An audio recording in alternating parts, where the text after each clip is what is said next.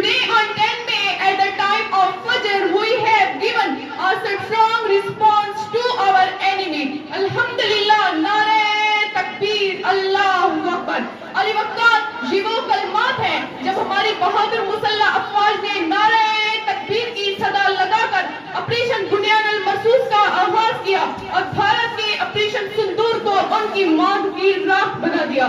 میرا آپ کا اور اس پاک سرزمین کا ازلی بزدل دشمن بھارت نے 6 اور 7 مئی کی شب گیدڑوں کی طرح اندھیرے کی تاریکی میں مساجد اور معصوم شہریوں کو نشانہ بنایا. لیکن دشمن یہ بھول بیٹھا غالب ہے خدا کا وار ہے ہم، غالب ہے خدا کا وار ہے ہم، لڑنے کے لیے تیار ہیں ہم. یہ وہ سرزمین ہے جو ریاست تشیبہ کے بعد 1300 سال گزرنے کے بعد کلمہ توحید کی بنیاد پر وجود میں آئی. یہاں کا ہر ایک فرد اور افواج بلکہ رواں سے بڑھ کر ہے اور عزم و وفا کا پیکر ہے. اور یہی عزم، ہمت، طاقت اور حوصلہ تھا کہ جب بھی بھارت جہریت کرے گا اور جرأت ایمانی کو للکارے گا اور جب سوال ہماری سالمیت، عزت، وقار اور ننھے معصوم بچوں کا ہوگا، مٹی کی قسم ہر دم پہ ہم، مٹی کی قسم ہر دم پہ ہم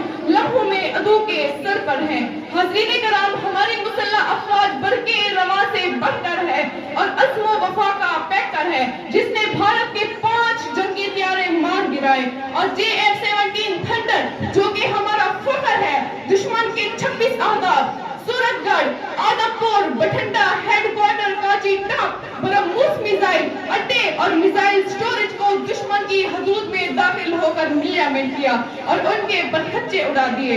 دنیا کے ساتھ ساتھ دشمن کے ساتھ ساتھ دنیا پر بھی واضح کر دیا، جرأت کی الغار ہے ہم، لڑنے کے لیے تیار ہیں ہم، جرأت کی الغار ہے ہم، لڑنے کے لیے تیار ہیں ہم، کر دیں گے ختم بڑھتے یہ قدم، لڑنے کے لیے تیار ہیں ہم. سامعین کرام، یہ فوجی طاقت کا مظاہرہ نہیں تھا بلکہ عالمی پیغام تھا کہ پاکستان پہ اپنی بقا پہ ہاتھ نہیں آنے دے گا.